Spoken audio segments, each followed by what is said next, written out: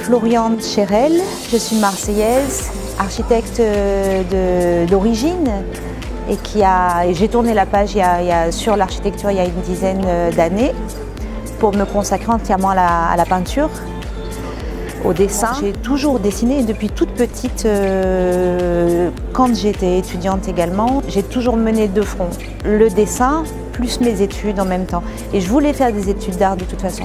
Sauf qu'à l'époque, mes parents n'étaient pas tellement pour le fait que je fasse des études d'art. Donc c'est moi qui ai orienté les choses après coup. C'est un domaine qui fait peur. Comment s'épanouir là-dedans? Et puis pour ces enfants, on se demande toujours mais comment va-t-il en vivre? Est-ce qu'on ne fait pas trop attention nous-mêmes au regard des autres? C'est un souci ça. Il faut se centrer pour creuser en profondeur son propre regard, ça c'est une chose. Mais en même temps, il faut toujours être sensible à ce que les autres vous renvoient, parce que sinon on serait seul au monde, quoi. C'est vraiment une affaire de communication. Cette année, j'ai annulé toutes mes expositions pour des raisons personnelles, sauf une qui est le SIAC. Parce que c'est un super rendez-vous. Pas seulement, évidemment j'ai des amis qui me suivent, mais ici on a un public d'habitués et de personnes qui nous suivent depuis longtemps, depuis 7-8 ans, et qui sont capables, eux, de dire comment notre travail a évolué, alors qu'on n'est pas, j'en suis pas forcément consciente. Et ça, c'est un beau retour. Et c'est un beau rendez-vous, ça fait vraiment avancer, ça fait progresser. On est au 4e jour du salon, alors si je devais vous expliquer maintenant ce que je fais, je le ferai exactement comme je le fais avec les visiteurs qui viennent. C'est-à-dire qu'ils commencent par avoir une idée, ils regardent ça de loin, ça leur évoque certaines choses, ils passent quelques minutes et puis ils s'approchent. À partir de ce moment-là, on me pose plein de questions, mais c'est en relief, etc. Donc mon travail, c'est un travail qui s'inspire beaucoup de l'architecture et de l'amour des lignes, parce que quelque part j'ai été formée, mon regard a été formé dans une école d'architecture. J'ai appris à voir en surface et en volume.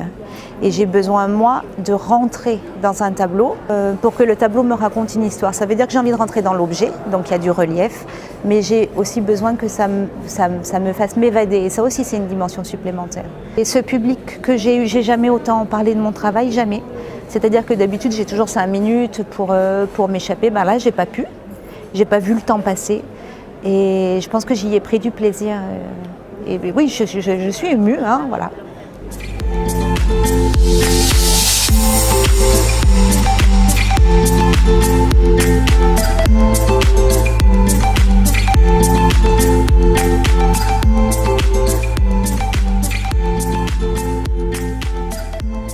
Landry Clément, je suis sculpteur sur bois et mon atelier est situé à Pernes-les-Fontaines. Alors les moyens que j'utilise pour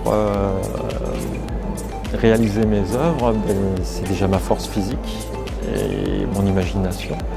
Et puis mon observation. Pour réaliser mes pièces, mon imagination vient de tout ce que j'observe. J'observe la nature, j'observe des choses dans des magazines, dans des magasins, dans des états de surface qui me donnent l'envie de retranscrire dans le bois. Pour pouvoir amener mes outils là où je veux les amener, j'ai une main qui travaille et j'ai une main qui freine. Et ça me permet d'avoir cette précision, de pouvoir réaliser des choses aussi fines. Mon parcours, c'est 22 ans de travail en bijouterie. Et puis après, l'obligation de changer de voie. Et ma première idée, c'était de me reconvertir, devenir doreur à la feuille. Et quand on apprend la dorure, on apprend aussi la sculpture. Et en cours d'année, la sculpture s'est emparée de moi. Et après, on crée une première pièce, une deuxième pièce. Cette année, effectivement, j'ai le premier prix du public, ce qui pour moi est beaucoup d'émotions parce que quand vous êtes dans votre atelier, vous êtes seul, vous êtes dans le doute, l'imagination, et puis l'illusion, et puis souvent la désillusion, et puis ce prix, finalement, C'est quelque chose de merveilleux qui m'arrive. Les traits, vous les faites au couteau? À la gouge, une gouge qui coupe énormément déjà. Et tout est fait à la main, trait par trait. Ensuite, vous blanchissez? Non, j'oxyde avant. Ah, vous oxydez le bois. Voilà. Et après je fabrique ma forme et une fois qu'elle est aboutie, je l'oxyde, donc elle devient noire. Et après seulement, je vais, avec des gouges très bien affûtées, je vais recreuser pour aller rechercher le bois.